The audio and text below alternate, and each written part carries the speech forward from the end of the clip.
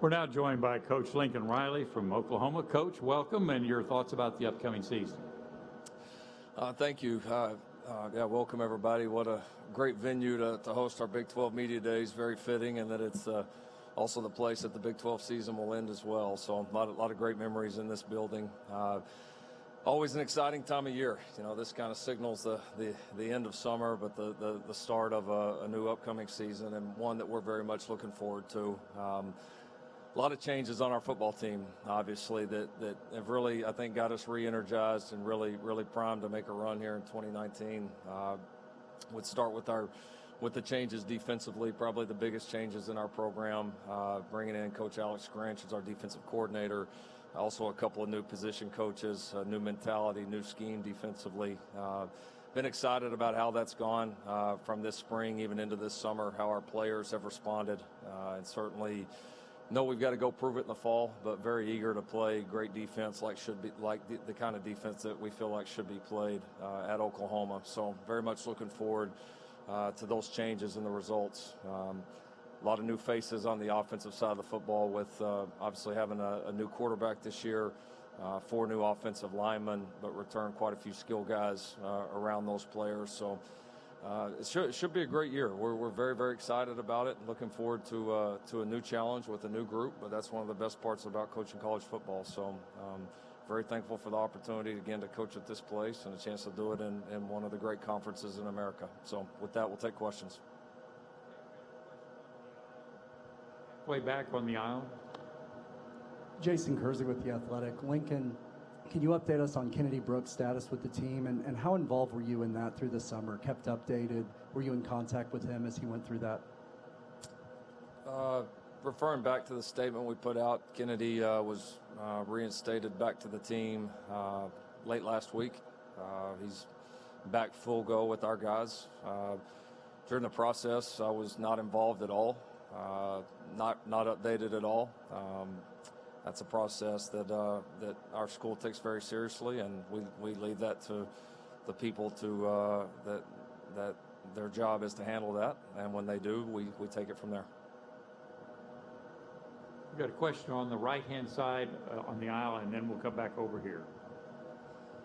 Sam Brown, Game Day U. Lincoln, obviously with the big overhaul this spring on the defensive side of the ball, heading into summer practice, was there some sort of timeline of where you wanted to be in terms of the defense acclimating to Alex Grinch's system? And if so, where do you think you are in that process? Or is it more of a day-to-day kind of thing? Yeah, I think for us it was, first in spring football, getting kind of a baseline of schematically what we want to do, but more importantly, starting to understand the mentality that we want to play with defensively. And I think Alex and his staff have done a great job setting the foundation with that for our players. And then when you get to summer, you only get 8 hours a week with these guys, which is not very much. And so they've got to know what they need to work on. And so a lot of spring for us was educating them on things that we need to do to get better. You can't get it all done at once. It is a step-by-step process, and we do have to get better at it each day. But I think our guys had a pretty good concept of the things they needed to improve on, both from a mentality standpoint, a physical standpoint, and then just schematically learning and understanding what we want to do. So by all accounts, it's been, they've made a lot of progress. I know it's a very hungry group, defensively. I mean, there's a lot of guys in that group that have played a lot of ball and are eager to play their very best ball. We got a question on the third row. Hey, Coach. Ian Boyd from Inside Texas. In 2015, your first year with the program, Oklahoma was first in the league in scoring defense. Last year, Oklahoma was last. But Oklahoma won the Big 12 championship both seasons and both seasons in between. So how much does defense really matter for Oklahoma in winning the Big 12? Oh, it matters a great deal. It's a huge part of your football team. We haven't played our best defensively consistently through the years, but in a lot of big games, including the last one in here, we've played pretty darn good. And so we've got to do that more consistently to make ourselves a better team, and we feel like we've taken the steps to do that.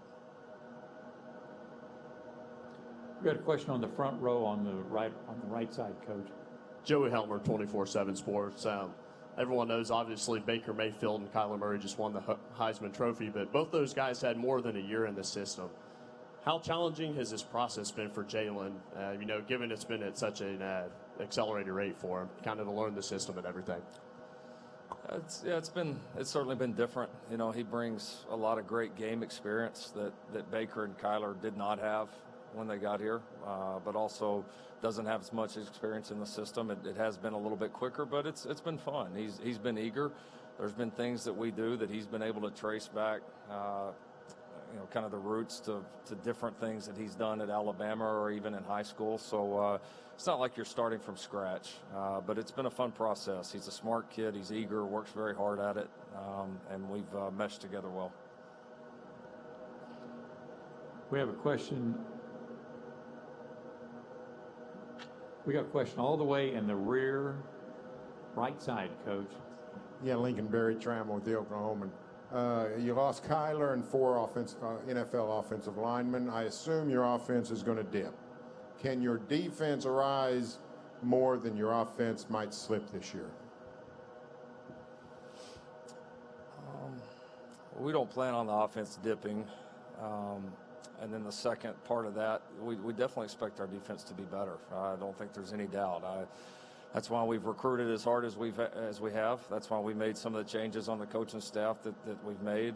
And, as we feel like there's going to be positive results behind that. And what we've been able to see behind the scenes up to this point, get you encouraged and excited that both those things will happen. So the expectations are very high on both sides of the ball, and we feel like we've got the right people in place to meet those expectations.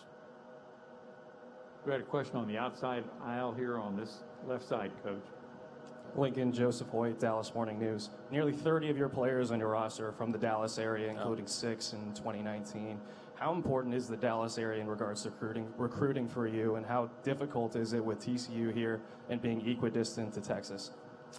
Yeah, it's a critical area for us, and it has been historically, and even maybe much more in the last few years. It's it's almost kind of like our second home base, really. You've got the state of Oklahoma, and then you've got the Metroplex, and those are they're absolutely critical for us for the distance, the number of games that we play here each year, the talent, the coaching that you get here in the Metroplex area.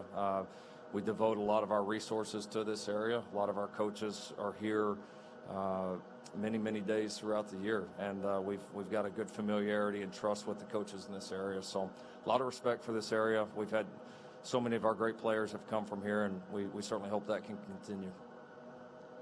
Question on the second row. Bruce Melzer, RCFB. First game of the season, you've got Houston out of conference, but they've got a new head coach who you've played, who knows you well. What kind of challenges does that pose for you? Yeah, a lot of challenges. Houston's a really good football team, has been a really good program for the last several years. Have a lot of respect for the players they have. One of the best returning quarterbacks in the country, without a doubt, and a lot of talented players around him. And then I've got a ton of respect for Coach Holgorsen. We've worked together for a long time. We've coached against each other here now for a number of years. He does a tremendous job, has at all the stops, and I'm sure he will again at Houston. So it'll certainly be a tough opener for us. We had a question on the left side. Put your hand up. Yeah, you. Lincoln, Shahan Jayaraj, Dave Campbell's Texas Football. Coach, jumping off of what the DMN reporter asked, 16 of your players are wide receivers, 11 are from the state of Texas. Is there something in particular that makes wide receivers from the state of Texas especially good or well prepared? Well, I think the coaching in the state of Texas is extremely good, along with great athletes and then great resources. That's a pretty good combination. So there's been some really strong years like the year before of receivers in this area, and it's just been kind of an area that we've been able to attack. And I think you combine that with having a product that has made these guys excited. They've wanted to come play at Oklahoma. They've wanted to come catch balls and have a chance to play with great quarterbacks. And so it's kind of just been the perfect storm. And those guys have certainly produced for us. And we've got many young ones on our roster that we're counting on producing in the future. We got three questions in the same section. We're going to start with the back, and then we'll work to the front. Lincoln, Adam Rittenberg with ESPN. You mentioned the offense not taking a dip. I'm wondering how you reinforce expectations with that unit and with your whole team, given this run of Big 12 championships and now college football playoff appearances.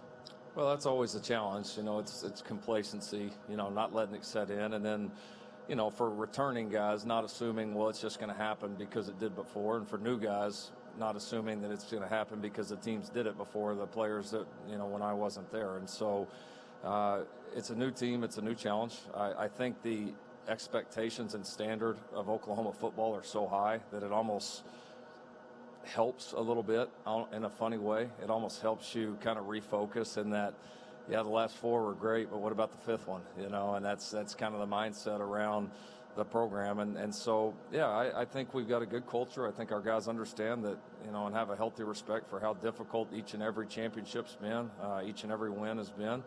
And we've had to play our tails off and coach our tails off to get it done. And that's how it should be in a great league like the Big 12. So to do it again, to have a chance to make another run will be, just as difficult, if not more difficult, and it'll take everything that we have.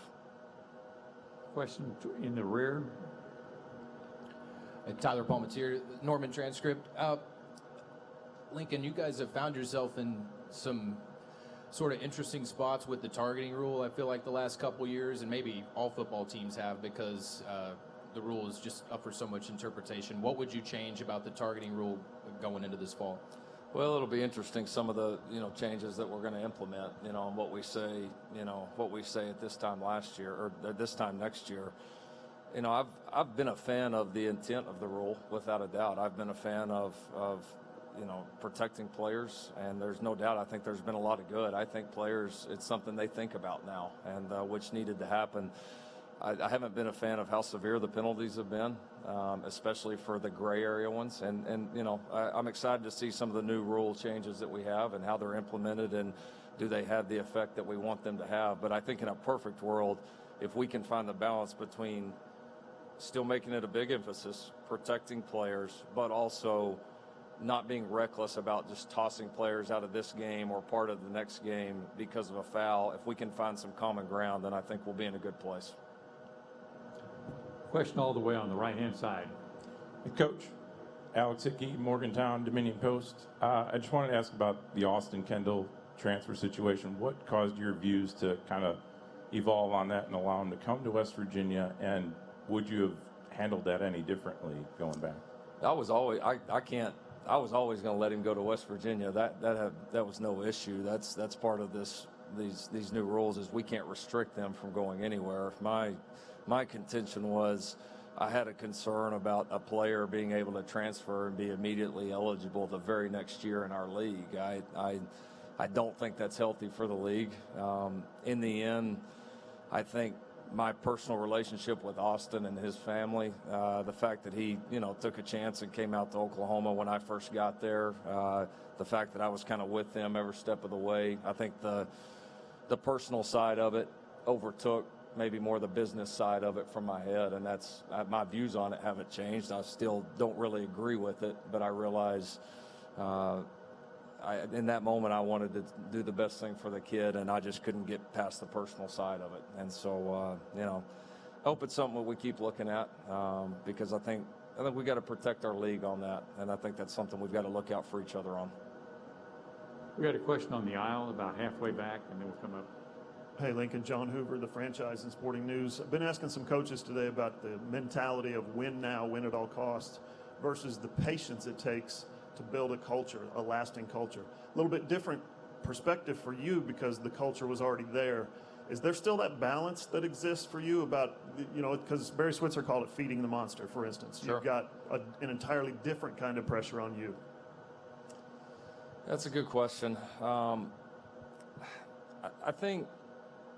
I think there's got to be expectations to do it each and every year. I think the goal is going to be to do it each and every year, but I think you've also got to be reasonable too. And I think as a football coach, whether you take over a program that maybe's had some down years, or you're taking over a program like, I was lucky enough to that was already having a lot of success, I think all you can ask for from fan base, decision makers, anybody, is to understand that every now and then a tough year is going to happen, and you want them to be reasonable, and you want the high expectations. I've never shied away from that at Oklahoma from day one, but I think as long as it's within reason, then you understand it, and certainly I was very fortunate with my situation. This will be the final question for Coach right here in the middle. Hey, Lincoln, Suzanne Halliburton, Austin American-Statesman. I wanted to ask you about the Big 12 overall. It's always been known, or has been known, as a tremendous offensive league, just putting up pinball numbers. Do you think with the changes in the head coaches recently, do you think the Big 12 will still be known for that? That's a good question. You know, I think there'll always be really good offenses in this league. I do. But I think the league will continue to evolve. I think there's too many good coaches, too many good players, too many programs that, you know, maybe had been down for a few years that are showing a lot of promise right now. I mean, you can name several right now just off the bat in this league, and so I think that's really healthy for the league. I think great offense will be played in this league. I think great defense will be played in this league, and I think the future for this league is as bright as any league in the country. I really do. Okay, Coach, thank you very much for your answers, and best of luck for the season. All right, thank you.